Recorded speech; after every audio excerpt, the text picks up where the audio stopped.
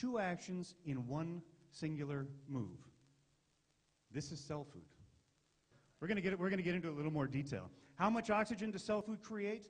Well, it depends on the biological oxygen demand of each one of our bodies. Everybody is created differently. Everybody's metabolism is different, and cell food therefore reacts differently in every single human body. I may have a lower biological oxygen demand for oxygen than somebody else may have. So cell food reacts differently in everybody. On average, we have about a 58% increase in bioavailable oxygen after a 1-hour period through clinical studies, both clinical, analytical, and in vitro and in vivo studies. So a 58% increase. However, I will say that we've done studies where we've seen up to a 300% increase in bioavailable oxygen in people that have a serious biological oxygen demand. This BOD is what determines basically your entire metabolism and that demand that's created for oxygen. So that's basically the biggest part of cell food, is creating that bioavailable oxygen. The second part of the program is trace minerals. This is the second part of the 4 specific things, and I'm going to kind of gloss through the trace mineral enzymes and amino acids. But trace minerals, basically, your body can't make them. You have to consume them through the foods that you eat, through the water that you drink. Your body is not able to generate minerals.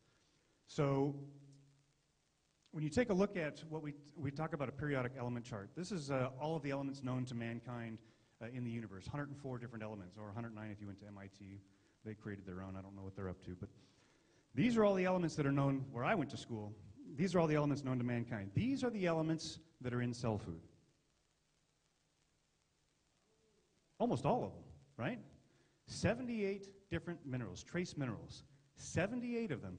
You'll notice down here the ones that disappeared down this bottom area are the toxic ones, the things that are radioactive, heavy metals. These things are not a part of cell food.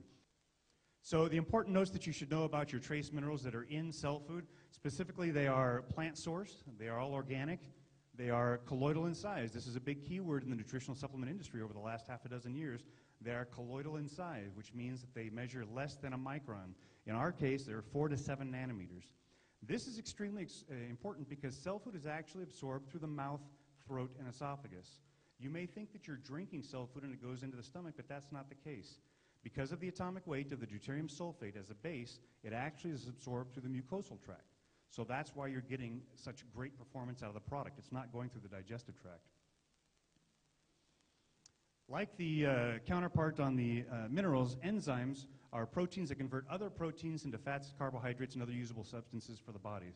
The enzymes must be present in your body for your body to be able to utilize vitamins and other nutrient content. You must have enzymes. Extremely important.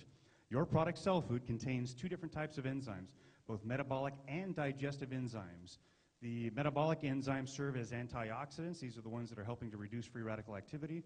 And the digestive ones are the obvious ones that are secreted through the mouth, throat, and esophagus, and through the intestinal flora area that actually speed up and accelerate digestion.